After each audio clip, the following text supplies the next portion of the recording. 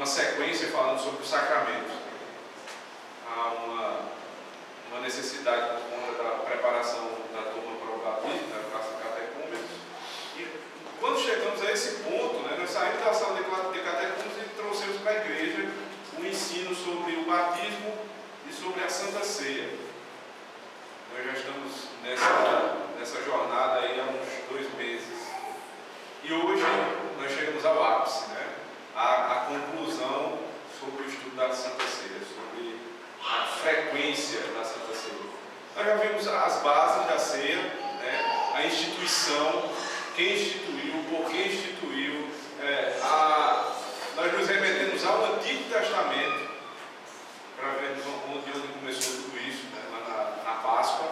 Chegamos ao Novo, vimos na história da igreja como se desenvolveu, o que é que diziam os reformadores e, sobretudo, dentre os reformadores, especialmente um puritano chamado Thomas Watson, né, John Owen, ambos foram os que foram mais estudados durante esses dias.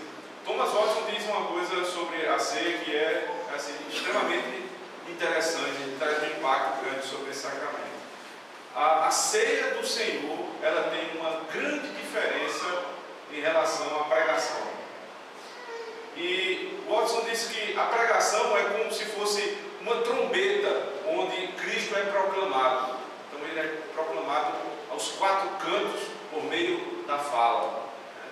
Verbalizadamente, o Senhor é proclamado em nosso meio. Mas a ceia não, a ceia é diferente. A ceia não é como uma trombeta, ela se parece mais com um espelho. Ela reflete a imagem do Senhor como Ele é, a olhos vistos. Nós não podemos ver Deus, é verdade. Mas na ceia nós podemos contemplar a face do Senhor nos elementos. E é sobre isso que nós vamos falar. Sendo a ceia não uma trombeta, mas um espelho, com que frequência esse espelho deve ser colocado em nossas vidas? E aí, seguindo ainda a argumentação do Dr. John Owen, né, que fez essa argumentação no último simpósio dos puritanos, foram 10 razões que ele deu. Eu separei 7, né, condensei em 7 razões para que a ceia do Senhor não seja simplesmente ministrada semanalmente ou mensalmente, mas semanalmente. 7 razões para isso. Eu não tenho dúvidas que vocês não tenham muitos questionamentos, mas eu queria, em primeiro lugar, trazer 7 razões por que a ceia deve ser semanal. E aí, logo em seguida, vou trazer as objeções. E nas objeções, vocês vão se identificar, né? Se vocês quiserem fazer qualquer intervenção para acrescentar algo, fiquem à vontade, certo? Mas quanto à questão de objeção, dificuldades, eu pediria que vocês pudessem guardar essas dúvidas para quando nós chegarmos às objeções. E assim a gente vai ganhar um pouco mais de tempo, certo? Então vamos lá. Primeira razão para que a ceia não seja mensal, né, mas passe a ser uma ceia semanal. A ceia do Senhor é um meio de graça. John Payne, na verdade, fala que a ceia confirma a olhos vistos aquilo que a palavra pregada faz em nossos ouvidos, que Deus nos aceitou em Cristo. Quando nós observamos a liturgia do culto, né, como é que ela é feita, a palavra vem antes do sacramento. Porque eu não devo colocar o sacramento antes da palavra? Porque o sacramento, na verdade, é a palavra visível, é a confirmação da pregação e não o contrário. Quando eu primeiro batizo e depois levo a pregação, eu estou invertendo a ordem lógica das coisas. Porque quem é batizado por conta da fé. E como é que a fé é produzida no meu coração? A fé é produzida por meio do ouvir a palavra. Atos capítulo 8, nós vemos a conversa lá de Filipe e o eunuco. E naquela conversa, Filipe explica o evangelho ao eunuco.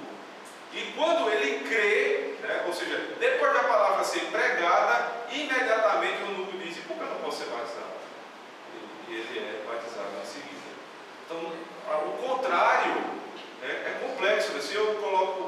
se eu inverto essa história, alguma coisa está errada. Então, primeiro é a palavra, depois é o sacramento.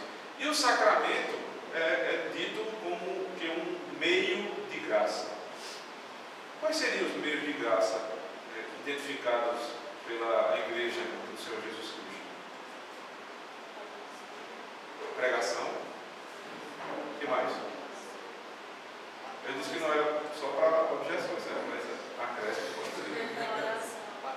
Oração, meio de graça, sacramentos, os dois, né? Batismo e Santa Ceia. Então nós temos 3 meios de graça.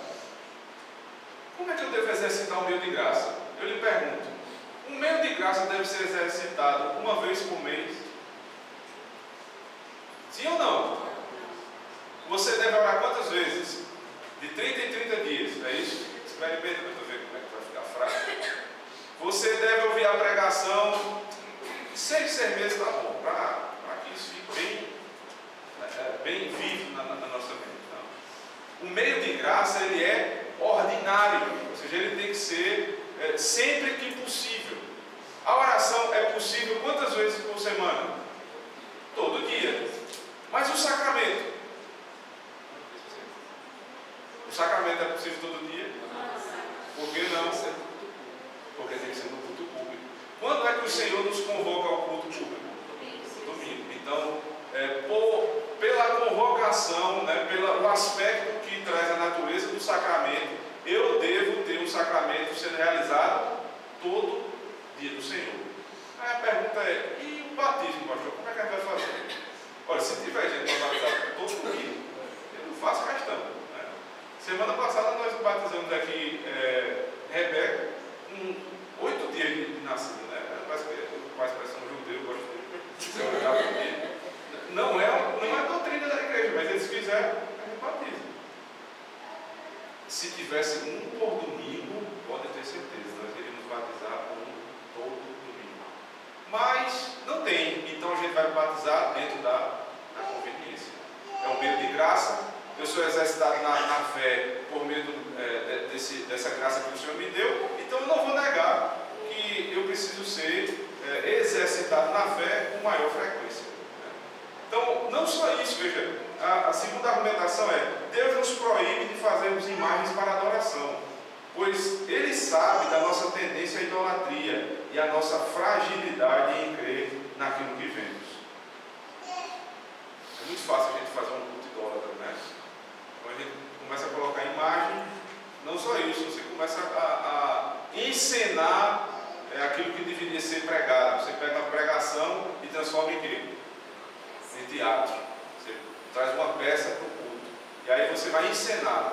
Por quê? Aí você pergunta a essa pessoa, por que a encenação? A resposta é, por quê, pastor? É melhor, quando a gente vê, é melhor. Então o teatro parece ser uma estratégia melhor do que a pregação. Mas você vai para a Bíblia e a Bíblia diz, não, o teatro não faz parte do culto, porque a fé vem pelo ouvir e ouvir pela pregação da palavra. Então não ache você que é mais esperto do que Deus, né? Porque Deus conhece o teatro. Deus é o autor, inclusive, porque Ele, na sua escritura, Ele mandou alguns profetas ensinarem. Então o teatro não é pecaminoso quando é feito dentro da perspectiva correta, mas quando ele passa por culto, tem um problema. Pastor, aí complica, porque meus olhos, né? Eu estou sendo exercitado na pregação com os ouvidos e os meus olhos. Deus me deu esse desejo de ver. Aí Deus diz assim, não se preocupe, seus olhos vão ser exercitados também por meio do batismo e da ceia. No batismo, né, você não toca na água, mas você é tocado por ela. Você vê a água, você sente a água escorrendo na sua cabeça e ela lhe toca. Então você é exercitado na sua visão, não é no olfato, porque a água, eu espero que não tenha cheiro, né, porque quando tem não é coisa boa. Então a água do batismo ela deve ser límpida, mas ela é visível. Eu sou exercitado no meu olho. Há o exercício da audição, porque o ministro ele faz perguntas àquele que está sendo batizado, por meio do batismo e profissão de fé. Mas na ceia, a ceia tem algo a mais. Porque na ceia eu toco no pão, eu pego, né, aquela taça de vinho, e eu tomo o vinho, eu como o pão. Então todos os meus sentidos são exercitados. Tem o cheiro, tem o toque, tem a visão, tem a audição, tudo está sendo ali contemplado. Porque o Senhor conhece a nossa natureza.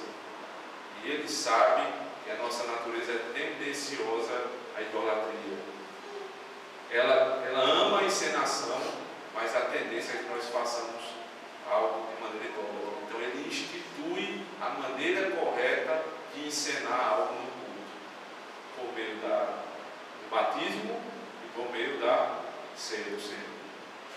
Se há um aspecto de encenação no culto, é o que o Senhor deu. Um meio de graça que exercita todos os meus sentidos de uma vez só. Eu ouço, depois eu toco, eu como, eu vejo. Tudo está sendo exercitado por meio da ceia do Senhor. Então, a primeira razão para que a ceia seja semanal é que ela é um meio de graça. O meio de graça deve ser exercido sempre que possível. Segunda razão. Ainda a primeira, né? É uma terceira argumentação, na verdade. Como peregrinos nessa terra, nós caminhamos a semana inteira e nos cansamos durante os dias que se passam devido às dificuldades dessa vida. Ao chegarmos no dia do Senhor, no início de uma nova jornada, somos reabastecidos pela palavra, pelas orações, pelo pão e pelo vinho. Em Hebreus capítulo 4, fala que o povo chegou a uma terra de descanso, que os nossos pais chegaram àquele lugar, mas Josué, chegando ali, disse: mas ainda haverá um descanso. E no capítulo 11, ele diz que nós somos peregrinos, ou seja, nós estamos caminhando para a pátria celestial. Até lá, como nós vimos no sermão, há uma jornada. É uma jornada, diríamos assim, né, em linguagem bíblica, caminho de um sábado. Caminho de um sábado. Eu vou percorrer uma semana lutando, né, passando por tribulação em casa, por trabalho, né, exercitando aquilo que é possível exercitar, por meio da leitura da palavra, da oração. Mas quando chega no dia do Senhor, eu vou ser reabastecido para uma semana inteira. Eu vou, a partir daquele momento, deixar minhas preocupações próprias dos outros dias e vou, junto aos meus irmãos, exercitar a minha fé no meio do culto, com pregação da palavra e com a ceia do Senhor. Então, aquele meio de graça, ele vai me exercitar na fé e me fortalecer para uma nova jornada. Segundo lugar, uma segunda razão seria que a ceia aprofunda a nossa dependência e confiança no Senhor Jesus Cristo. Na ceia nós podemos ver os nossos três grandes inimigos ali, exterminados: o pecado, a carne e o mundo. Os três grandes inimigos do crente estão ali postos diante de nós. O partir do pão, né? O corpo de Cristo sendo partido, o sangue sendo derramado, demonstra que Ele fez isso na sua própria carne, Ele derramou o seu próprio sangue, e por conta do sacrifício de Cristo, eu sou renovado em minha confiança, né? Eu sou aprofundado na dependência do Senhor, porque o sacrifício de outro foi feito em meu lugar. Isso me aprofunda na fé. Os meus três inimigos estão exterminados na ceia do Senhor. Nós somos levados a tomar não apenas o sinal, mas espiritualmente aquilo que ele significa e nos alimentar daquilo. Nenhuma cena poderia ser mais forte do que essa. Nós e Cristo estamos unidos espiritualmente. Na pregação, não é que na pregação você não esteja unido a Cristo, porque é Deus no meio do povo falando, mas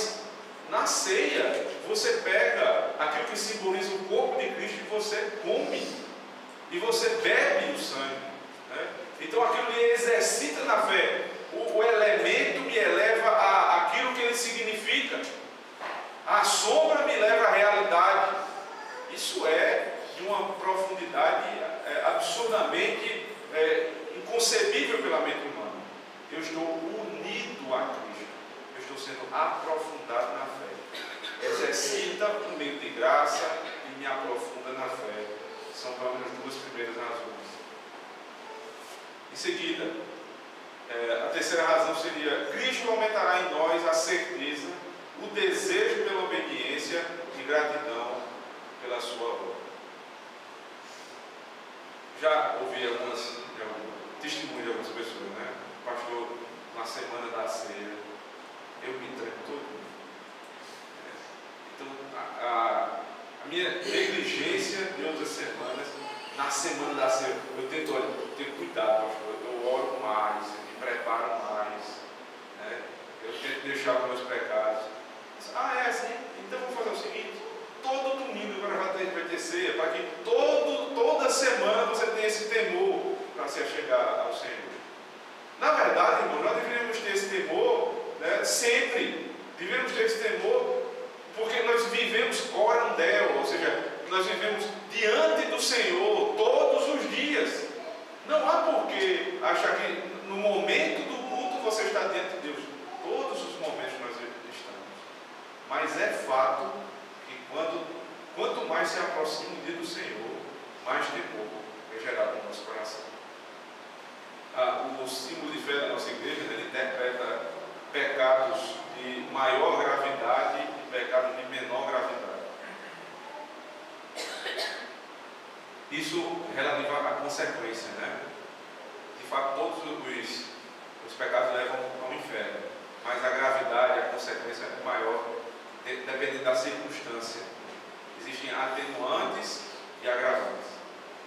Quando você comete um pecado imediatamente antes do dia do Senhor, ou quando você comete um pecado, por exemplo, ao final do culto, né, aquilo foi pregado e logo em seguida você peca, ou na segunda-feira pela manhã, o símbolo de fé diz que esses pecados têm maior gravidade, porque você deveria ou estar se preparando para o culto, ou você estava saindo do culto e foi alimentado, deveria estar mais forte espiritualmente.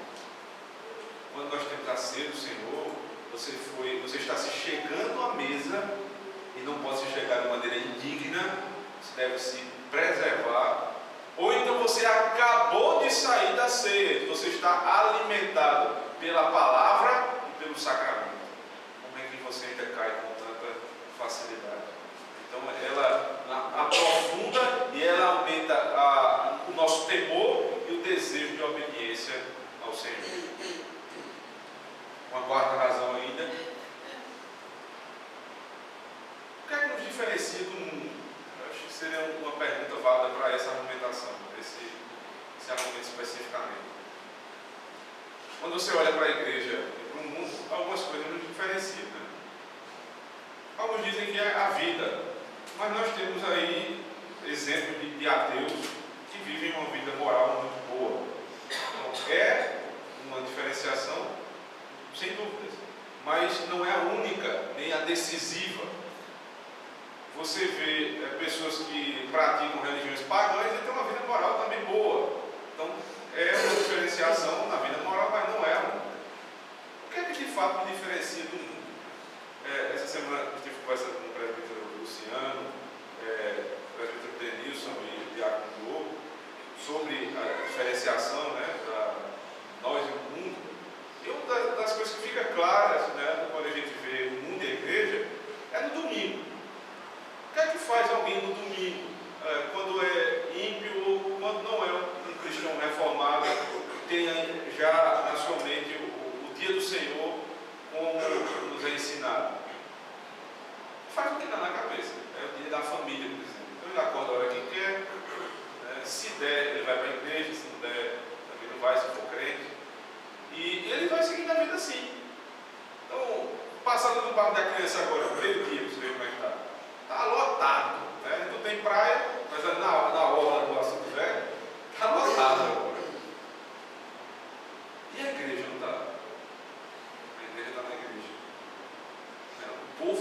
está cultuando. O povo do Senhor está reunido enquanto o mundo está vivendo a sua própria vida, se deleitando em coisas que até são lícitas, mas não naquele dia.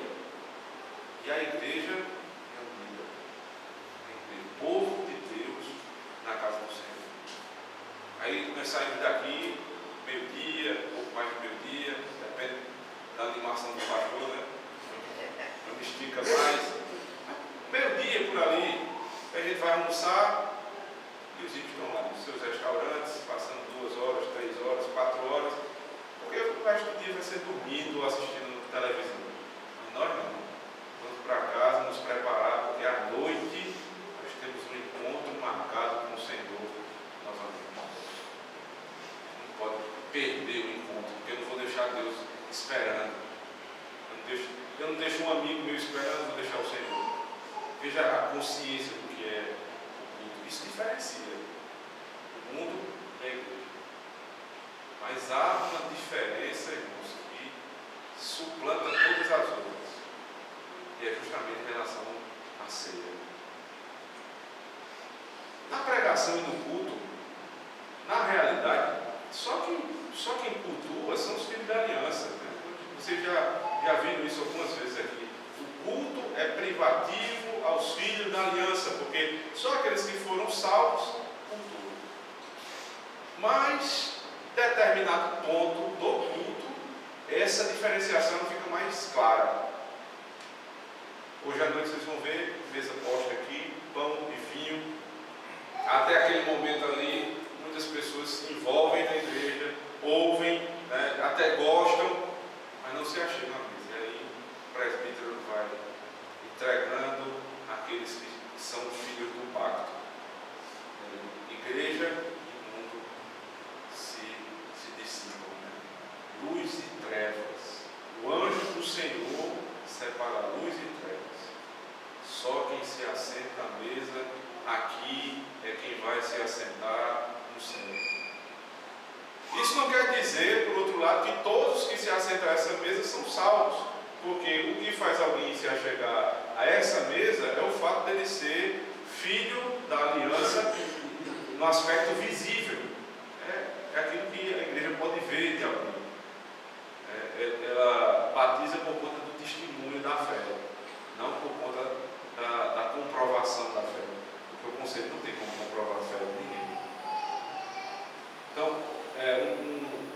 um argumento muito forte é isso, é diferenciar a igreja do mundo semanalmente.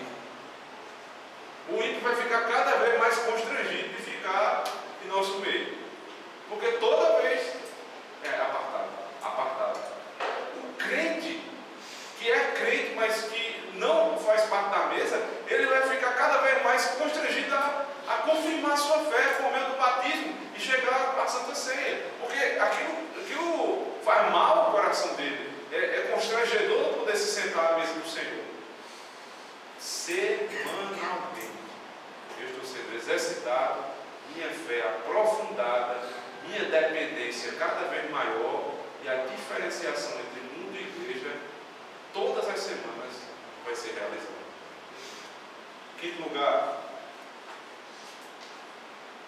a ceia do Senhor encoraja a união e a paz entre os membros. Eu queria que você abrisse comigo 1 Coríntios capítulo 10, por favor.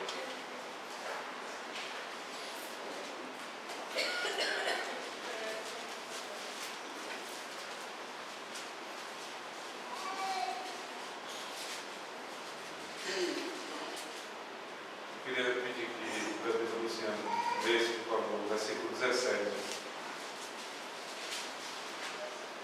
Porque nós, embora muitos, somos unicamente um pão, um só corpo, porque todos participamos do único pão.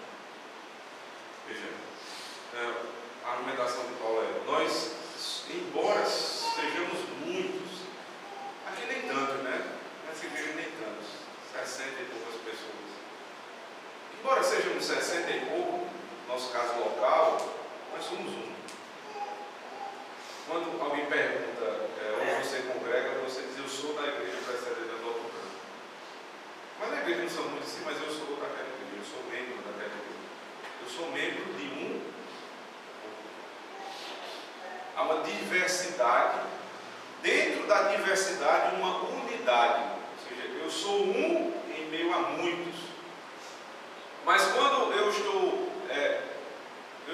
unido àquele povo, eu sou um só povo. O Dr. John Payne, quando fala sobre a ceia, né, ele disse que já congregou, já pastoreou uma igreja durante 10 anos, uma ceia semanal. Ele disse: eu posso dar testemunho de que durante os 10 anos que a igreja passou pela administração da ceia semanalmente, nós não tivemos um único caso de desunião grave. Probleminha ou outro, mas nunca uma igreja rachada, nunca uma igreja doente espiritualmente a ponto de viver em desunião. Ele diz: eu não posso atribuir a outra coisa que não seja a pregação e a administração dos sacramentos semanalmente.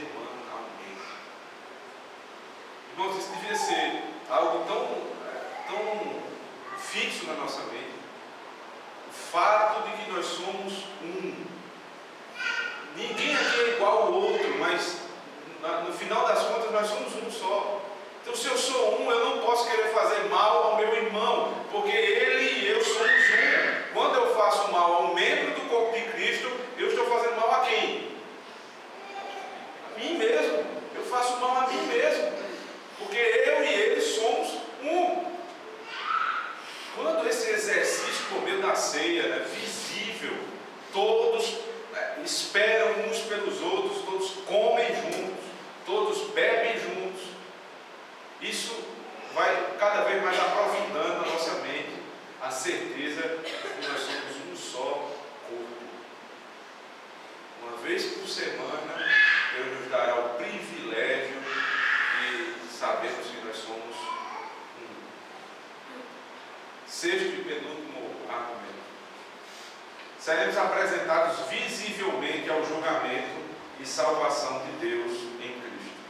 João Pedro diz que na ceia podemos perceber se Cristo sofreu o juízo em nosso lugar ou se nós mesmos vamos sofrer os danos do juízo de Deus em nossas vidas.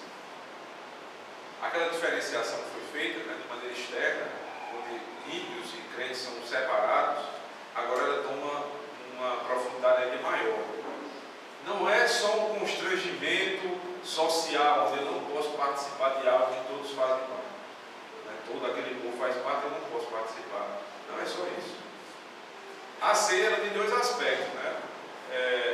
Por exemplo, na Páscoa, quando o povo de Deus celebrava a Páscoa, e era por estatuto perpétuo, a Páscoa lembrava o que eles passaram no Egito, lembrava o que eles passaram na saída do Egito, e o que Deus tinha preparado para eles na eternidade.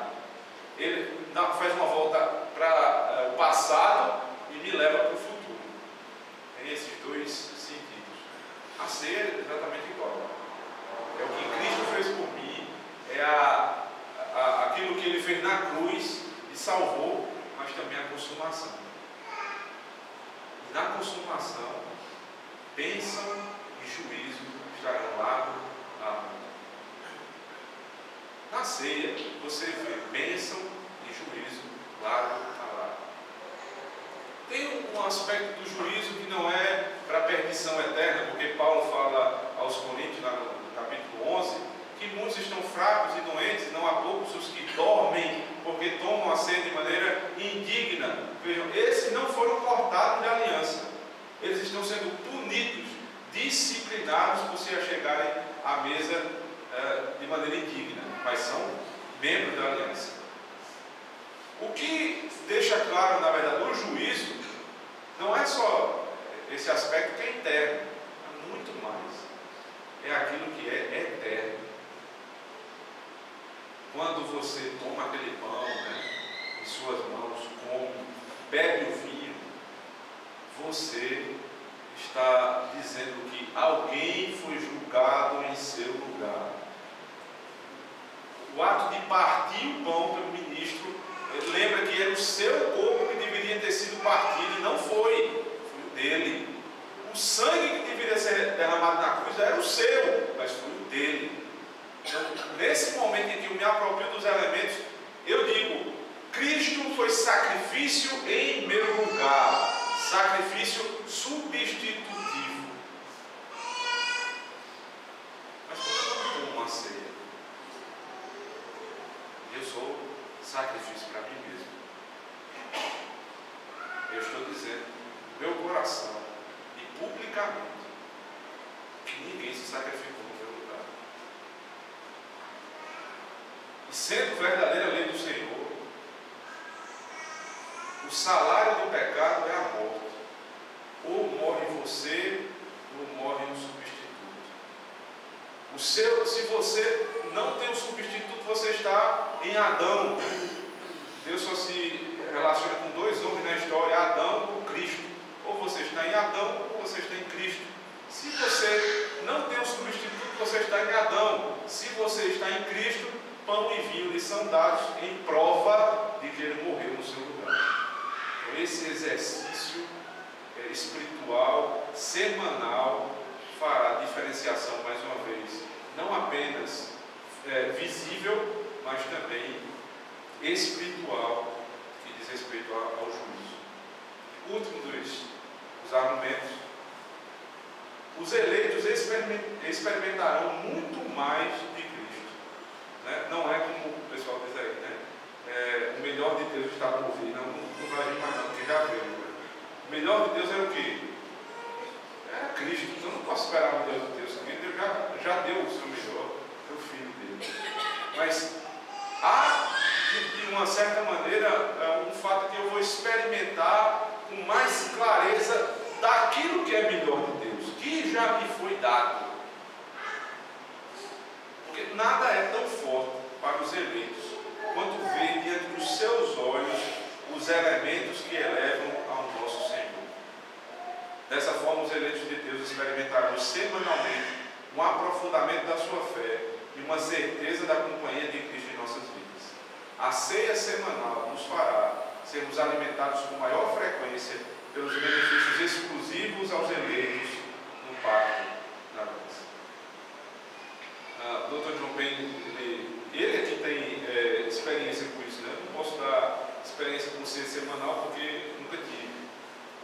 Mas ele diz assim: nos 12 anos, né, 10 anos da primeira congregação, mais 2 anos agora em que ele ministra a ceia todas as semanas, eu nunca vi ninguém me procurar para dizer assim: mas pastor, é muito melhor quando a gente só tem uma vez por mês. Muito melhor. Ninguém nunca disse. Todo mundo diz: é bom. Né? Houve um caso lá de câncer, né? uma pessoa presbítero da igreja dele com câncer. E entre o primeiro diagnóstico e o diagnóstico que iria confirmar a doença, depois do culto ele procurou o pastor e disse: pastor, o pão e o vinho me deram uma certeza tão grande da minha salvação que eu não sei qual vai ser a resposta do exame, mas eu estou certo que o Senhor é comigo. O exercício da fé por meio da graça do Senhor que nos alimenta. Essas seriam as 7 razões que nós temos para, pelo menos 7, né? Para não ser tão exaustivo assim, para que nós tenhamos a partir de hoje a ceia semanal. A questão é, nós temos também objeções.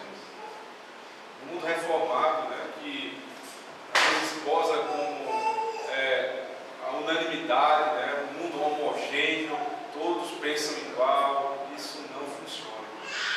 Nós temos algumas diferenças, que são diferenças que não levam a dizer que meu irmão é mais reformado ou menos reformado, porque não tocam no cerne da fé.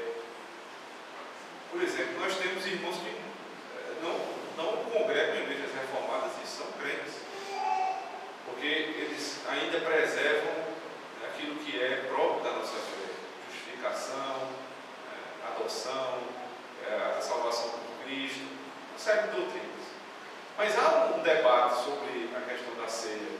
E não é motivo para que a gente divida uma igreja, rache uma igreja, ou você, a partir de agora, comece a se vangloriar, porque na minha igreja a ceia é semanal. Antes disso, tenha misericórdia dos irmãos que não vão ter esse privilégio. Mas se mesmo assim, né, o coração pecador começar a se encher, aí você diz assim, mas antes do dia 4 de outubro não era na igreja, era mensal. Então a gente está. Essa é uma das formas de voltar à reforma, né?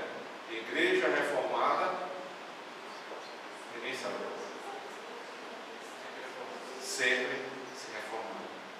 Não é que a igreja reformada inventa, é que aos poucos aquilo que não estava tão claro, aquilo vai ficando mais claro. E algumas práticas que não eram comuns à nossa época vão ficando mais claras e são facilmente passadas para a igreja. Por exemplo, lá no início da igreja, dessa igreja aqui, nós tínhamos um momento onde a gente fazia o ofertório dentro do culto.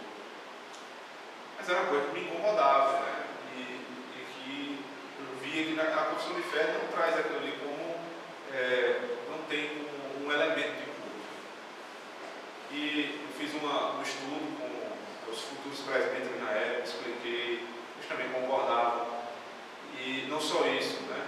A gente fez um estudo aqui na igreja por um bom tempo.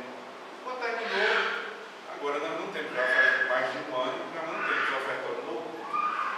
Você tem ali um gasofilácio, né, discreto, você vai colocar seu dízimo, sua oferta e cumpre aquilo que é estabelecido pelo Senhor. Foi um processo, né? Mas a igreja, ela absorveu naturalmente. E eu tenho certeza que com a ceia ninguém também não tem dificuldade. 2 meses estudando para chegar hoje e implantarmos essa mudança, que não é uma inovação, na verdade é uma volta àquilo que nós sempre fomos, né? Então, primeira objeção. Pastor, a ceia semanal vai promover uma banalização do sacramento. Eu não só escutei, eu já disse, né? O que é mais interessante é isso. Eu não só escutei, mas eu disse que a ceia, ela banalizava, né, o sacramento. Mas a questão é a seguinte: e os outros meios de graça? São banalizados também quando são semanais? Eu duvido algum de vocês se levantar aqui para dizer, pastor, então vamos fazer assim, para não ficar penso, né, um mais do que o outro, vamos deixar ser do jeito que é, e a gente vai ter um sermão por mês. Alguém propõe isso aqui? Ninguém, né? Porque todo mundo quer sermão toda semana, domingo de manhã, domingo de noite. Porque me alimenta, porque aquilo ali me reforça a fé. Por que você acha que com a ceia do Senhor é diferente? Vai banalizar. Nós corremos o risco de banalizar absolutamente tudo que é sagrado. E nem por isso nós deixamos de orar, porque pode ser banal. Alguém diria assim, então vamos orar uma vez por ano, nós vamos subir num monte e vamos orar. E todo mundo vai achar aquilo a coisa mais santa, mais reverente possível. Não. Nós vamos orar todo dia e especialmente todo dia do Senhor, naquela oração pastoral que é feita de manhã e à noite. A banalização não é um bom argumento, né? Em segundo lugar, agora é a vez de vocês perguntarem, certo? Fiquem à vontade. Não há uma ordem explícita para que a ceia seja semanal. Eu lhe pergunto, e onde nós vamos encontrar uma ordem explícita dizendo que o sermão tem que ser semanal? Nós não praticamos com diferença que quando Deus nos convoca para que nós oremos, cantemos, leamos a sua palavra, ouçamos o seu sermão e por que não a ceia? Por que não? É estranho isso, né? Dizer que não há uma ordem explícita. Porque também não há um sermão. E mesmo assim a gente tem sermão todo domingo, de manhã ou todo domingo à noite. Não só isso, né? Abra comigo aí Atos 2, vamos ver como é que a igreja do Senhor fazia, como é que era o culto do Novo Testamento.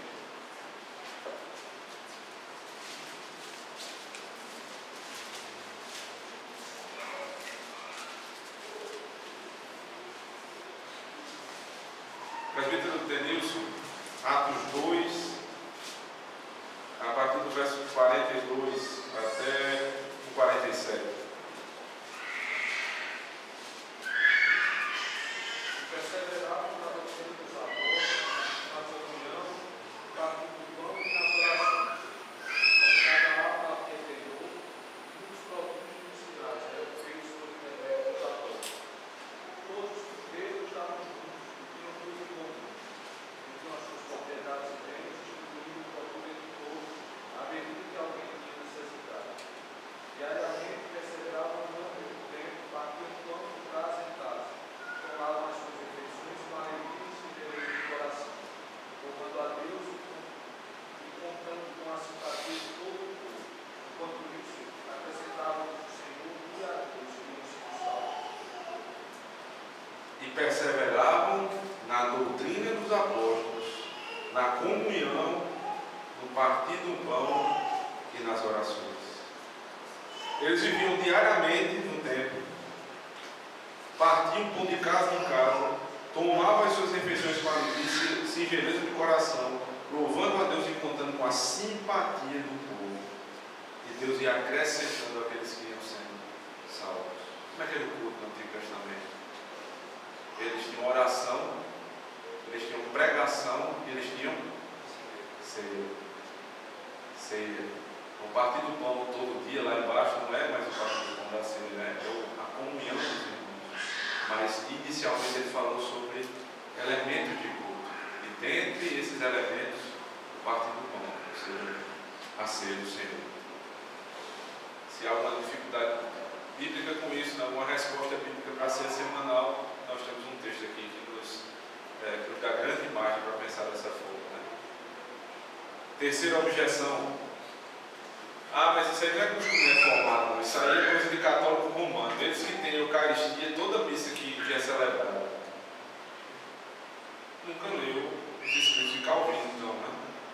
Calvino lutou um longo tempo para que a ceia fosse semanal. Não conseguiu, é verdade. Mas a maior frequência possível era o que ele lutava. Em Genebra, a ceia é celebrada 4 vezes por ano. E Calvino fez de tudo para que aquela ceia fosse cada vez mais frequente. John Owen escreveu o Catecismo. Para quem tem a obra de John Owen, dentro daquela obra há um catecismo. Na página 512, volume 15, ele diz assim: a ceia deve ser ministrada todo o primeiro dia da semana, ou seja, todo domingo, ou tão frequente quanto as oportunidades e conveniências permitirem.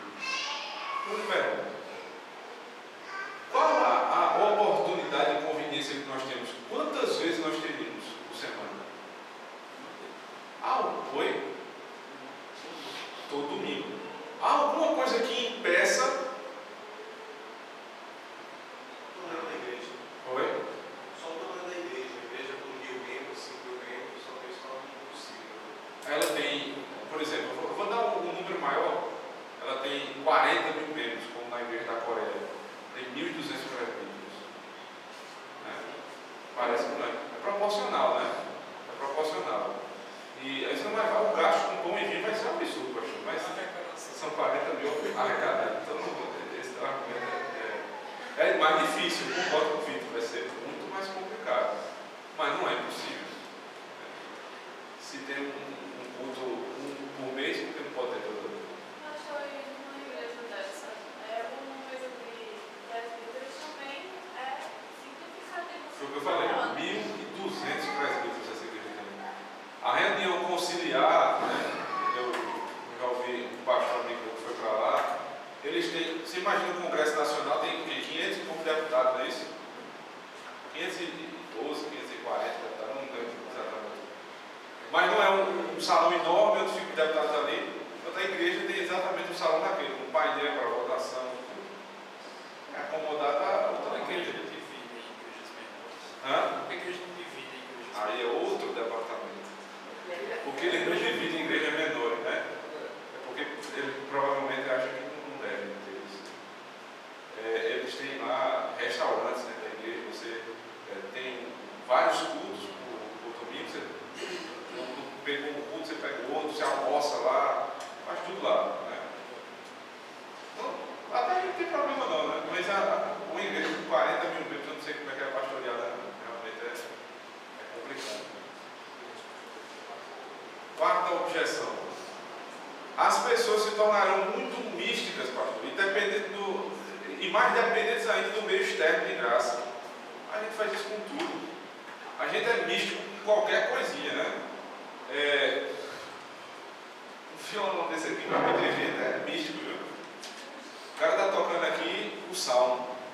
Aí na segunda-feira, rapaz, vamos lá para casa, vamos tocar um MPB. Meu pelo lá no ponto. Consagrado. É o quê? Consagrado. É consagrado. Isso é mentalidade de uma. Judaico, isso é negócio de judeu. Não é negócio de crente. Consagração de objeto. O violão nenhum é para tocar música ruim. Viu semana passada, né? Não foi feito para isso. As notas que foram dadas na criação não foram feitas para tocar música ruim. Tem que ser para a glória de Deus. Mas se você tocar para a glória de Deus, o violão não é consagrado. Violão é violão, é madeira, ferro, não é consagrado. Agora, a pessoa que toca, por ser santa, ela não toca qualquer coisa. Consagrado é a pessoa, não o violão. Uma vez que eu estava lá no hotel, uma pessoa me pediu para. Não é da igreja, viu? Visitante. Me pediu para consagrar um carro. Pastor Valério, só faltou o óleo. Eu digo, pronto, me senti pastor da Universal. O óleo, não, é o seguinte, você quer que eu agradeça a Deus por ter dado? Olha no posto de De jeito não está caro, você quer que eu ore agradecendo a Deus, não é tu ora. Agora consagrar carro, aí não dá não. Isso é misticismo puro. Aí a gente faz isso com qualquer coisa, vai fazer uma ceia também se não tiver cuidado, certo? Esse argumento é muito falho. Esse aqui talvez seja um argumento forte, né? Os cultos vão ficar muito extensos. Pastor, o senhor não consegue pregar 50 minutos. Só é uma hora. Como é que o senhor vai ainda botar a ceia todo domingo? Ele vai sair daqui de madrugada. Em primeiro lugar, né? Eu já conversei com os presbíteros e eu vou diminuir os passos da liturgia a partir de hoje. Vão ter todos, mas eu vou tentar ser mais sério possível, né? A gente vai tentar dar andamento mais rápido. Eu tento sempre fazer uma pequena explicação de cada passo para que você dê aquele passo da liturgia com consciência. Né? Eu não estou dizendo que você vai dar inconscientemente, não. Né? Você vai dar com a consciência menos exercitada. Né? Você vai aprender, mas em poucas palavras. Certo? Para que a gente chegue na pregação, a pregação não vai sofrer, nós vamos ter um culto aí. O nosso culto hoje é um culto que gira em torno de 1h30. Absurdo, né? Absurdo. Tem igreja que tem 3, 4 horas, ninguém reclama lá. Aqui com 1h30. Quanto tempo se gasta na ceia numa igreja desse tamanho? 10 minutos, 15, máximo. Então vamos pensar que eu não consiga diminuir o culto, a liturgia, até o ponto da pregação. E a gente tem um acréscimo de 15 minutos na ceia. Nós vamos ter um culto de quanto tempo? 1h40. Realmente é uma absurdo. Um filme você gasta 2 horas, 2 horas e 20, ninguém reclama. Um culto. Então, esse argumento é falho. Eu espero que os irmãos não usem, né? Eu sei que os irmãos gostam do culto. Então a gente vai tentar dar celeridade ao culto, mas sem pressa. Não, rapaz, só tem uma vez por semana, um dia por semana. Um culto de manhã, que é mais rápido, e o culto da noite que vai ter a ceia do Senhor. Então não se incomode, vai ser um culto dentro de um bom senso cristão. Certo? A gente não vai passar por limites. Por fim, alguém vai dizer assim, mas não seria melhor a qualidade, a quantidade? Esse é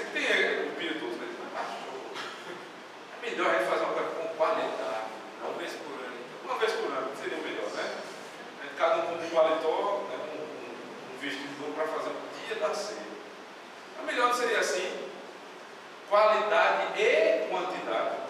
Não seria melhor? Não seria melhor ter um sermão cada vez melhor, domingo de manhã e domingo de noite?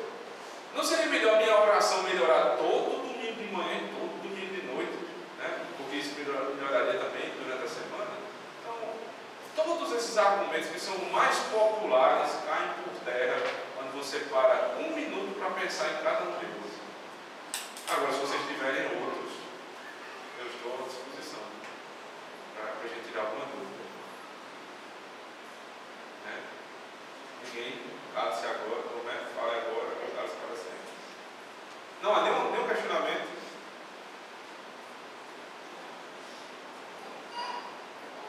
Eu vou tomar o silêncio, né, o silêncio como uma aprovação. Irmãos, a igreja, pode ter certeza, vocês vão ser ricamente abençoados por isso. Não vai ser um fardo, vai ser uma bênção. Todo domingo ceia do Senhor. Eu não vou passar mais um mês para dizer, eita, hoje é o dia da ceia.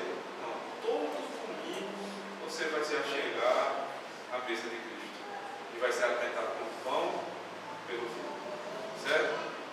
Agora, uma advertência, por favor. Não use isso, por favor, como munição para debate. Para sair daqui hoje e pronto, agora, meu amigo, quem não faz ceia semanal é herege que tem no mundo. Não é. Né? Lembre-se que até dia 3 de outubro você fazia parte dos hereges. Né? Então, não é motivo de munição, não é para você entrar em debate com isso. Agora, se ele perguntar, você tem argumento para defender. Né? Vocês vão, inclusive, aprender hoje à noite, né? Semana passada, Mateus 7, 1 a 5. Vocês vão aprender como julgar, né? Se pode julgar e como julgar. E hoje à noite, Mateus 7, verso 6.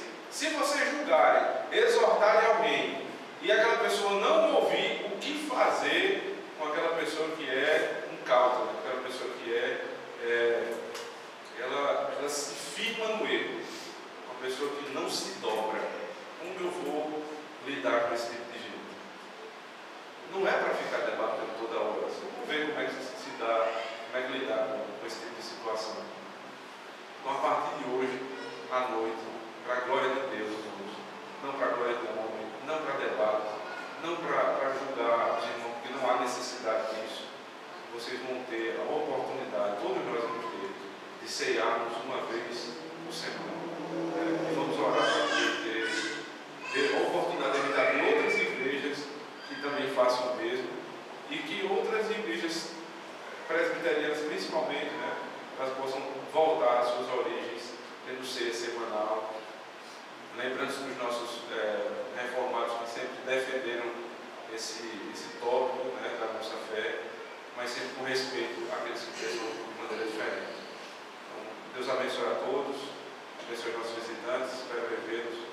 E à noite nós vamos estar aqui para cultuar não dia a ceia do Senhor.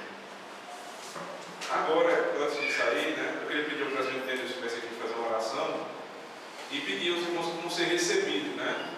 Falta ainda ouvir Renode, falta ouvir Lisanca, Áquila, acho que só.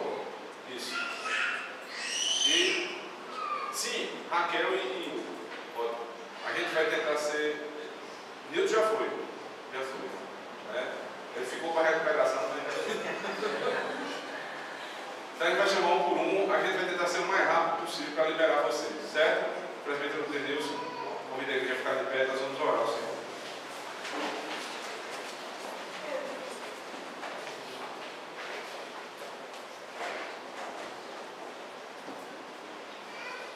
Senhor nosso Deus, nós te agradecemos pela tua misericórdia, Senhor Deus, que vamos caminhar de acordo com a tua palavra e pedimos que o Senhor nos ajude e nos abençoe. Agora, Deus, nós estaremos já chegando à mesa do Senhor, domingo após domingo, que nós sejamos abençoados por ti, no meio da participação desse sacramento, que o Senhor nos alimente, nos fortaleça, Deus, assim nos faça caminhar com levarás na jornada da fé. Em nome do teu Filho amado, é o que pedimos, confiança que o Senhor ouve a nossas orações.